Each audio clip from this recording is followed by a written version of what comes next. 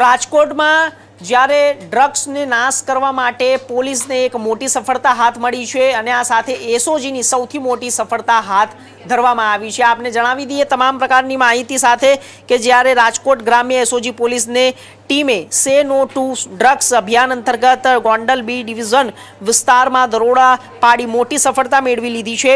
બાતમીના આધારે પોલીસે જ્યારે વોરા કોટડા રોડ પર રહેતા ઇમ્તિયાઝ ઉર્ફે લાલુ સમુરાના રહેણાંક મકાનની રેડ કરી અંદાજિત 5 કિલો 592 ગ્રામ વનસ્પતિ જન્ય ગાંજો જપ્ત કર્યો અને આ સાથે જ પકડાયેલા આરોપી પાસેથી કુલ 2,79,600 રૂપિયાનો ગાંજો જપ્ત કર્યો છે। મોબાઈલ મળીને કુલ 2,84,600 રૂપિયાનો મુદ્દામાલ જપ્ત થયો છે।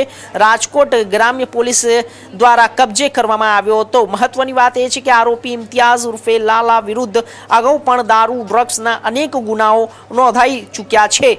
તો એસઓજીને સૌથી મોટી સફળતા હાથ મળી છે। એનડીપીએસ એક્ટ હેઠળ ગુનો નોંધવામાં આવ્યો છે।